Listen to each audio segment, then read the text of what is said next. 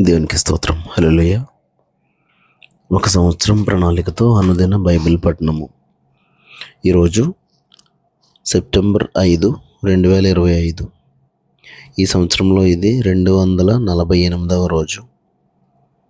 ఈరోజు కొరకు ఏర్పాటు చేయబడిన బైబిల్ వాక్య భాగాల్లో పాత నిబంధన సామెతలు గ్రంథము 7వ అధ్యాయము మరియు 8వ అధ్యాయము, మరియు కొత్త నిబంధన 1 కొరింథీ 14వ అధ్యాయము 21వ వచనం నుంచి 40వ వచనం వరకు. మొదటిగా సామెతలు 7వ అధ్యాయం.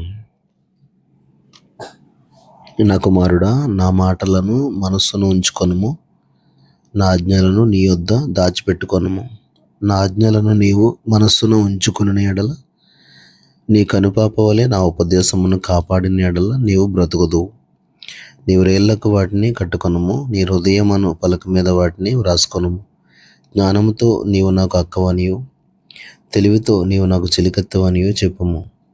అవి నీవు జారస్త్రీ వద్దకు పోకుండాను, ఇచ్చుకములాడు పరస్త్రీకి లోబడకుండాను నిన్ను కాపాడును. నా ఇంటి కిటికీలో నుండి, నా అల్లిక కిటికీలో నుండి నేను పారచూడగా, జ్ఞానం లేని వారి మధ్యను, యవనస్తుల మధ్యను బుద్ధి లేని పడుచువాడొకడు నాకు కనబడను.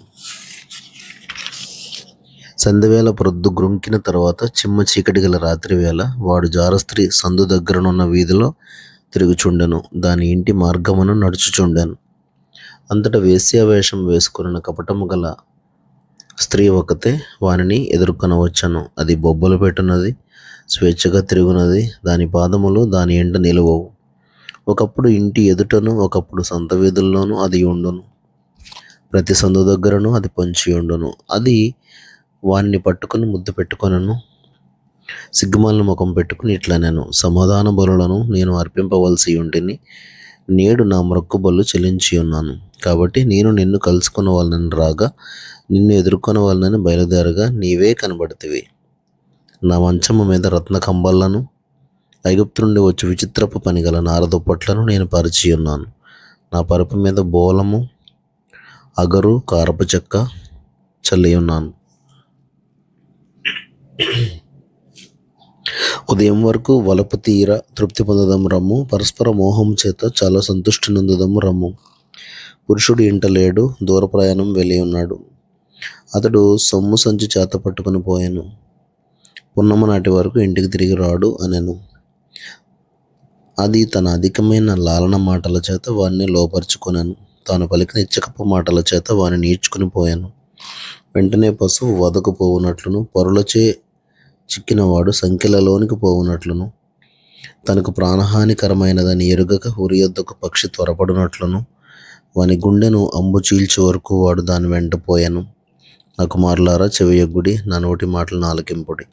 జారస్త్రీ మార్గముల తట్టు నీ మనసు తొలగనీయకము, దారి తప్పి అది నడుచు త్రోవల్లోనికి పోకము. అది గాయపరిచి పడద్రోసిన వారు అనేకులు, అది చంపిన వారు లెక్కలేనంతమంది. దాని ఇల్లు పాతాళమునకు పోవు మార్గము, ఆ మార్గము మరణశాలలకు దిగిపోవును. సామెతలు 8వ అధ్యాయం.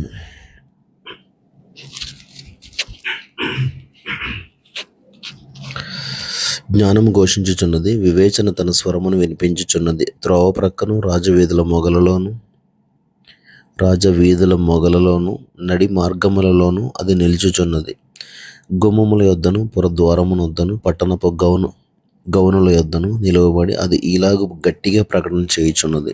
మానవులారా, మీకే నేను ప్రకటించుచున్నాను, నరులకు మీకే నా కంఠస్వరం వినిపించుచున్నాను. జ్ఞానం లేని వారులారా, జ్ఞానం ఎట్టిదైనది తెలుసుకొనుడి. బుద్ధిహీనులారా, బుద్ధి ఎట్టిదైనది యోచించి చూడుడి. నేను శ్రేష్టమైన సంగతులను చెప్పేదాన్ని వినుడి.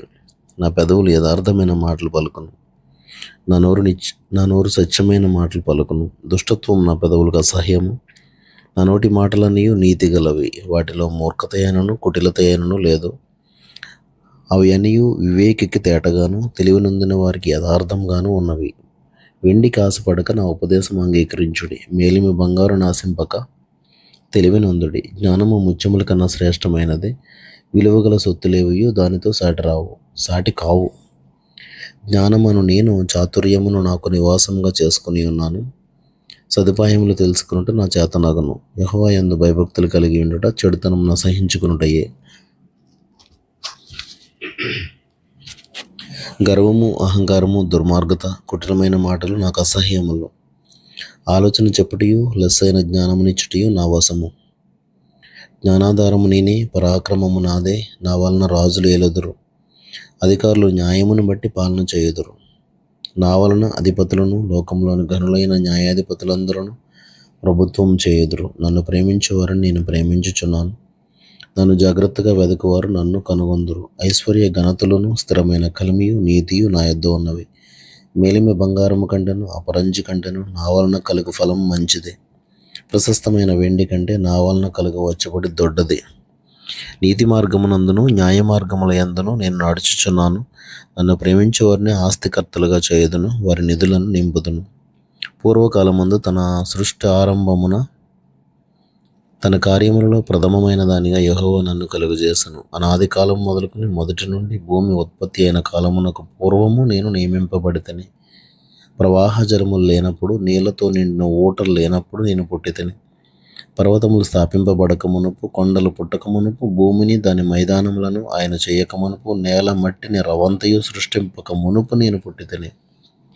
ఆయన ఆకాశ విశాలమును స్థిరపరిచినప్పుడు, మహాజలముల మీద మండలమును నిర్ణయించినప్పుడు నేను అక్కడ ఉంటిని. ఆయన పైన ఆకాశమును స్థిరపరిచినప్పుడు, జలధారలను ఆయన బిగించినప్పుడు, జలములు తమ సరిహద్దులు మేరకుండానట్లు ఆయన సముద్రమునకు పొలిమేరను ఏర్పరిచినప్పుడు, భూమి యొక్క పునాదులను నిర్ణయించినప్పుడు, నేను ఆయన యొద్ద ప్రధాన శిల్పినై అనుదినము సంతోషించుచు నిత్యము ఆయన సన్నిధిని ఆనందించుచు నుండిని. ఆయన కలుగజేసిన పరలోకమును బట్టి సంతోషించుచు నరులను చూచు ఆనందించుచుంటిని. కావున పిల్లలారా, నా మాట ఆలకించుడి. నా మార్గములను అనుసరించువారు ధన్యులు. ఉపదేశమును నిరాకరింపక దానిని అవలంబించి జ్ఞానులయ్యుండుడి. అనుదినము నా గడప యొద్ద కనిపెట్టుకుని, నా ద్వారబంధముల యొద్ద కాచుకుని, నా ఉపదేశం వినువారు ధన్యులు. నన్ను కనుగొనువాడు జీవమును కనుగొనును, యెహోవా కటాక్షము వానికి కలుగును. నన్ను కనుగొనినవాడు తనకే హాని చేసుకొనును. నా యందు అసహ్యపడు వారందరూ మరణమును స్నేహించుదురు.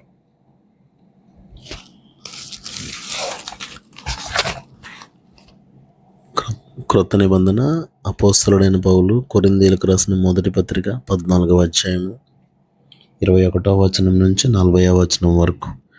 అన్య భాషలు మాట్లాడు జనుల ద్వారాను, పరజనుల పెదవుల ద్వారాను ఈ జనులతో మాట్లాడుదును. అప్పటికైనను వారు నా మాట వినకపోదురు అని ప్రభువు చెప్పుచున్నాడని ధర్మశాస్త్రంలో రాయబడి ఉన్నది. కాబట్టి భాషలు విశ్వాసులకు కాదు, అవిశ్వాసులకే సూచకమై ఉన్నవి. ప్రవచించుట అవిశ్వాసులకు కాదు, విశ్వాసులకే సూచకమై ఉన్నది. సంఘమంతయు ఏకంగా కూడి అందరూ భాషలతో మాట్లాడుచుండగా, ఉపదేశం పొందని వారైనను అవిశ్వాసులైనను లోపలికి వచ్చిన ఎడల మీరు వెర్రి మాట్లాడుచున్నారని అనుకొందురు కదా. అయితే అందరూ ప్రవచించుచుండగా అవిశ్వాసి అయినను ఉపదేశము పొందని వాడైనను లోపలికి వచ్చిన ఎడల అందరి బోధ వలన తాను పాపినని గ్రహించి అందరి వలన విమర్శింపబడును. అప్పుడు అతని హృదయ రహస్యములు బయలుపడును. ఇందువలన దేవుడు నిజముగా మీలో ఉన్నాడని ప్రచురం చేయుచు అతడు సాగిలపడి దేవునికి నమస్కారం చేయను.